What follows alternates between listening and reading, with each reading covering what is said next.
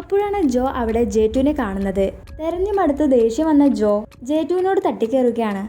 ഞാൻ ഇവിടെ ഇല്ലാത്ത സമയത്ത് നീ വേണ്ട ലാബിലെ കാര്യങ്ങളെല്ലാം നോക്കാൻ നീ ഇവിടെ ഉണ്ട് എന്നൊരു വിശ്വാസത്തിലല്ലേ ഞാൻ പുറത്തേക്ക് പോകുന്നത് എന്നൊക്കെ ജോ ജേറ്റുവിനോട് പറയുകയാണ്. നിന്റെ അശ്രദ്ധ മൂലമാണ് ഇപ്പോൾ ഇവിടെ ഇങ്ങനെയൊക്കെ സംഭവിച്ചിരിക്കുന്നത്.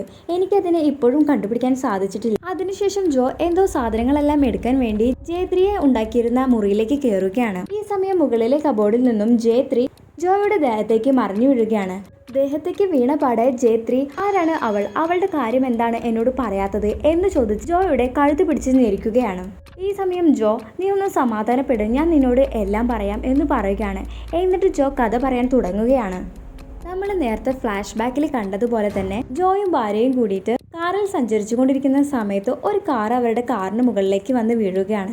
ഈ സമയം ജോയുടെ ഭാര്യ മരിച്ചു പോവുകയാണ്. അങ്ങനെ ജോയുടെ ഭാര്യ മരിച്ചു പോകുന്നതിന് മുന്നേ തന്നെ ജോ അവളുടെ ഫീലിങ്സും ഇമോഷൻസും എല്ലാം തന്നെ ഒരു ഡാറ്റാബേസിൽ സേവ് ചെയ്ത് വെച്ചിരുന്നു. ജോലി സംബന്ധമായി ഈ ലാബിലെത്തുന്ന ജോ തന്റെ ഭാര്യയെ പോലെ തന്നെ ഫീലിങ്സും ഇമോഷൻസും എല്ലാം തന്നെ ഉള്ള ഒരു റോബോട്ടിനെ ഉണ്ടാക്കാൻ തീരുമാനിക്കുകയാണ്.